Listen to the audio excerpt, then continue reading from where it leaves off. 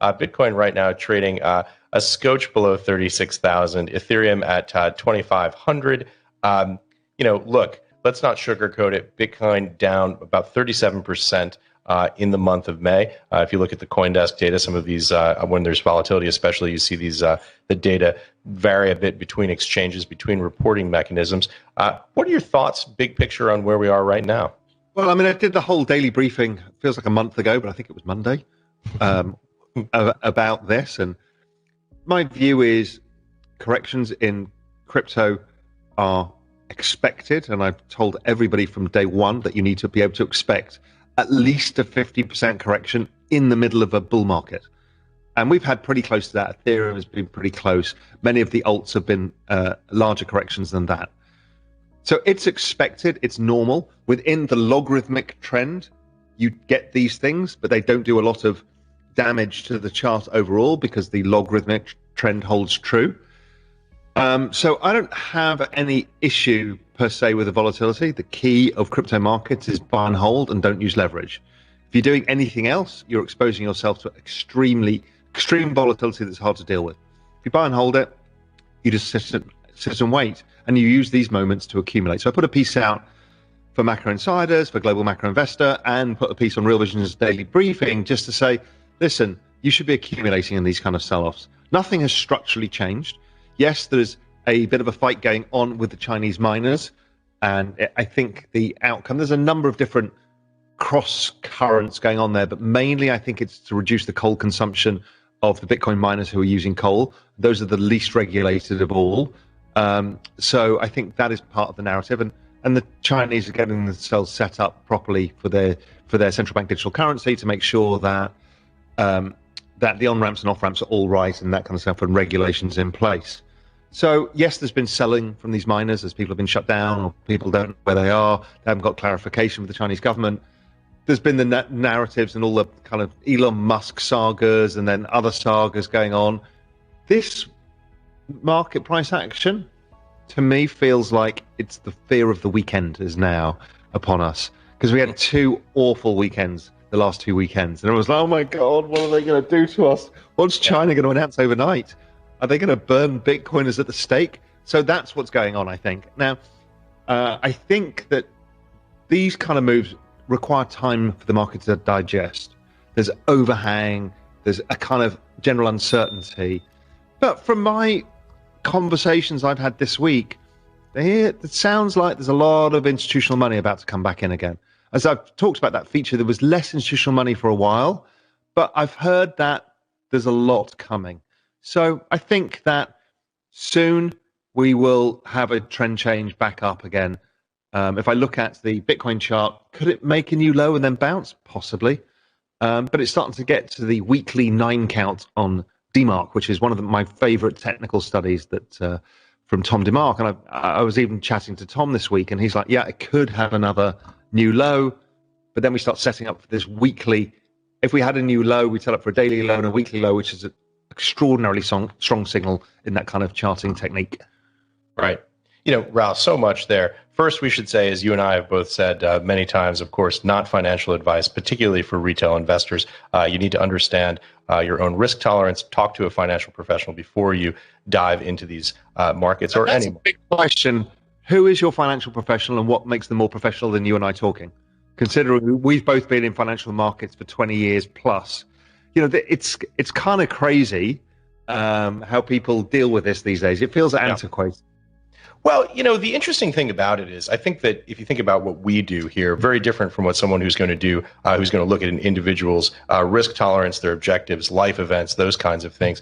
Important that people understand their own risks rather than the market analysis that you and I do and others on Real Vision so often. Yeah, yes, it is. But that kind of life and where you are is basically really your whole investment framework and how much you need to save and invest. For people who have got money that they want to trade or invest their own way, self-directed, they should know what their risks are. People should understand, okay, I'm doing this myself, and I'm going to lose a ton of money, and hopefully I'll make money over time when I learn. And that should be encouraged.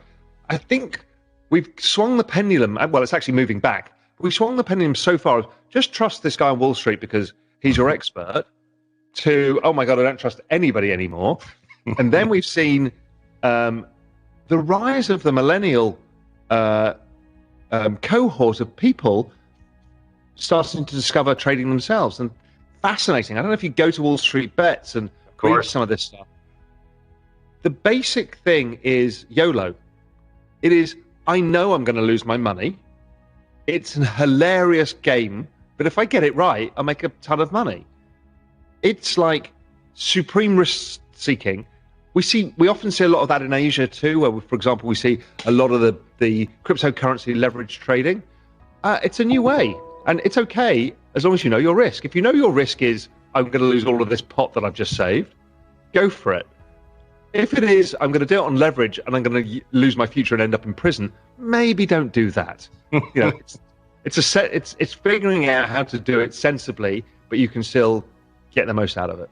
Well, Raoul, to exactly that point, talk a little bit more about how you think about that in your own life. Just provide a little bit of context, because I know that you have some very sophisticated thinking that you do, that you say very casually, but give us a little bit of a context for how you do that in your own life. Well, I've talked about how I approach the Bitcoin thing. I said to everybody, I'm irresponsibly long. And everyone's like, oh my God, what does that mean? It meant that I had decided that this was the single best opportunity I'd ever seen in my entire career. And I wanted to take maximum advantage of it. So first rule of thumb was, okay, what can I lose? I can probably lose 50 or 60%, and considering that was pre this period, because now it's all gone up, 50 or 60% of what I put up. What could I make? I figured I could probably make 20x. So that's a 40-for-1 risk reward. I thought, okay, that's the best you're ever going to see of something like this. So then it's like, okay, how much am I going to risk? Well, I'm going to put all of my actual savings in it. Now, why? Because actually most of my savings are in my houses, my Real Vision shares, and I have income streams. So I can repair my balance sheet pretty quickly. So I won't use leverage. I do use leverage in trading sometimes myself, but not with something this volatile where the risk reward is so massive and the potential expected return is so big. You don't need volatility. You don't need leverage to make even more money. That's just stupid. So that's how I approached it.